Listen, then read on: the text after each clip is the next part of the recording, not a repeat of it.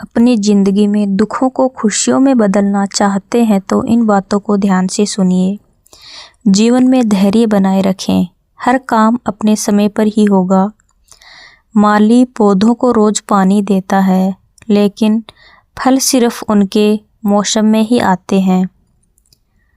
एक श्री कृष्ण भक्त, अत्यंत गरीब महिला अत्यंत ही विकट स्थिति में आ गई।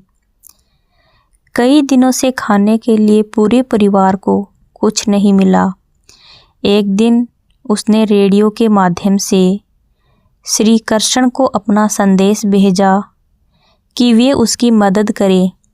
यह प्रसारण एक नास्तिक, घमंडी और अहंकारी उद्योगपति ने सुना और उसने सोचा कि क्यों न इस महिला के साथ कुछ ऐसा मजाक किया जाए कि श्री कृष्ण के प्रति उसकी आस्था डगमगा जाए। उसने अपने सेक्रेटरी को कहा वह ढेर सारा खाना और महीने भर का राशन उसके घर पर देकर आए, और जब वह महिला पूछे किसने भेजा है तो कह देना कि शैतान ने भेजा है।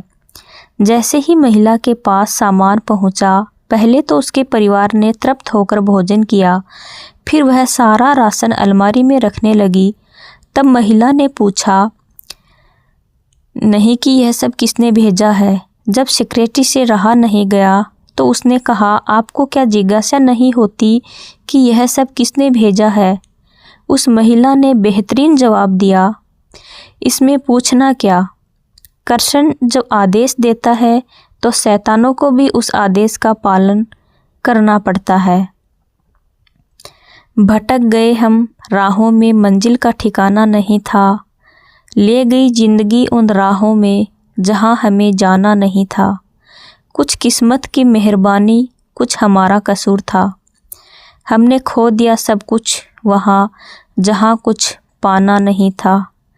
याद रखना साहब, जब तक आप काम के हैं लोग आपको पहचानेंगे, क्योंकि याद रहे दिया जलने के बाद माचिस की तिल्ली फेंक दी जाती है। इंसान को कभी अपने वक्त पर घमंड नहीं करना चाहिए, क्योंकि वक्त तो उन नोटों का भी नहीं हुआ जो कभी पूरा बाजार खरीदने की ताकत रखते थे। एक बार बादलों की हड़ताल हो गई। बादलों ने कहा अगले 10 साल पानी नहीं बरसाएंगे।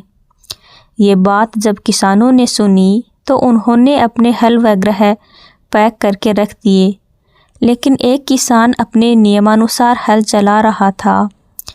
कुछ बादल थोड़ा नीचे से गुजरे और किसान से बोले, क्यों भाई, पानी तो हम बरसाएंगे नहीं, फिर क्यों हल चला रहे हो। किसान बोला, कोई बात नहीं, जब बरसेगा तब बरसेगा, लेकिन मैं हल इसलिए चला रहा हूँ कि मैं 10 साल में कहीं हल चलाना न भूल जाऊँ। अब बादल भी घबरा गए कि कहीं हम भी बरसना न भूल जाएं, तो वो तुरंत बरसने लगे और उस किसान की मेहनत जीत गई। जिन्होंने सब पैक करके रख दिया वो हाथ मलते ही रह गए। भले ही परिस्थितियाँ अभी हमारे विपरीत हैं, लेकिन आने वाले समय निसंदेह हमारे लिए अच्छा होगा। मोरल ऑफ द स्टोरी, इस कहानी का उद्देश्य क्या है कि कामयाबी उन्हीं को मिलती है जो विपरीत परिस्थितियों में भी मेहनत करना नहीं छोड़ते हैं। जो पानी से नहाते हैं वो लिबास बदल सकते हैं, पर जो पसीने से नहाते हैं वो इतिहास बदल सकते हैं। हर पल अपने आप को तैयार रखो, क्योंकि जीवन अवसरों से भरा है।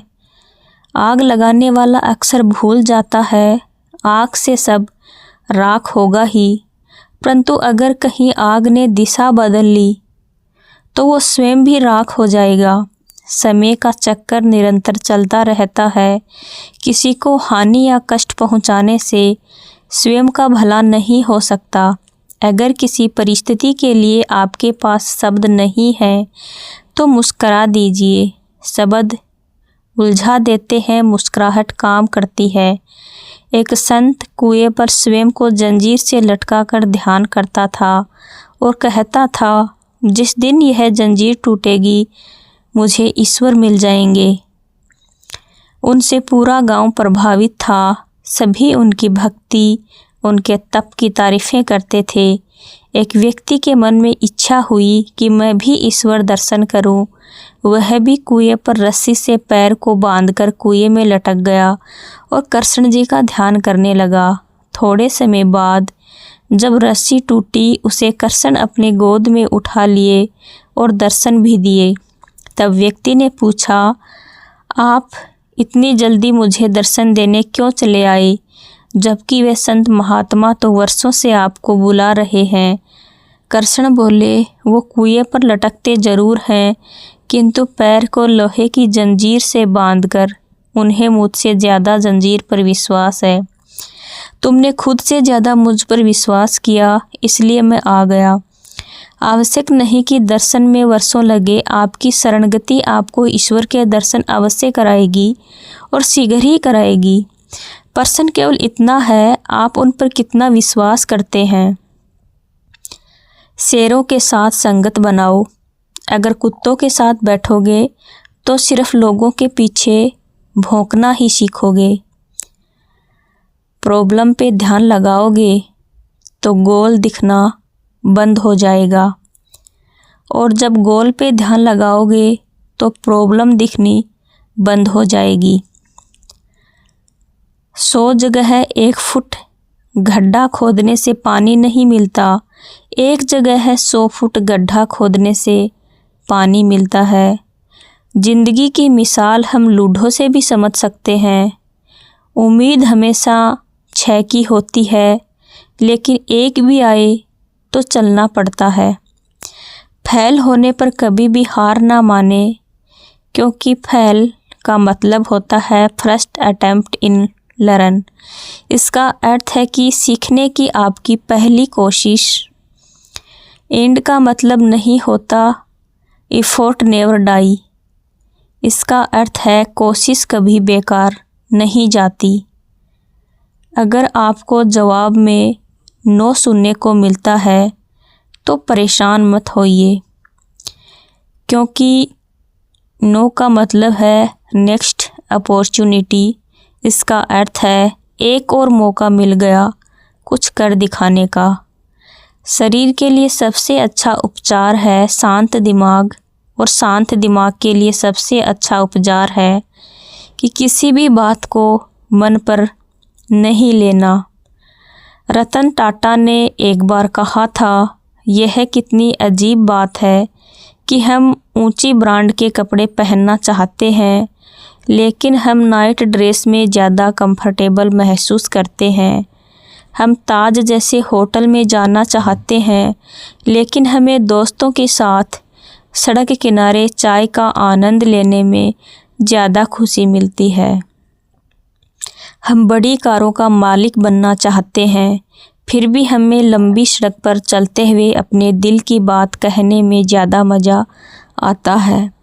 हमारे पास गानों से भरे 64 GB का फ़ोन है, लेकिन कभी कभी रेडियो पर एक गाना हमें मुस्कान ला देता है। सीख अच्छी और बड़ी चीज़ों के मिल जाने से खुशी मिलेगी, ऐसा नहीं है। हमारे पास जो है, जैसा है, उसमें खुशी ढूंढनी चाहिए।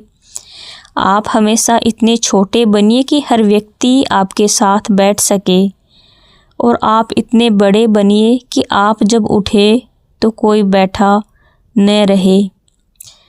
क्यों 4 दिन मेहनत करके रुक जाते हो? अरे वक्त लगता है बीज को फसल बनने में।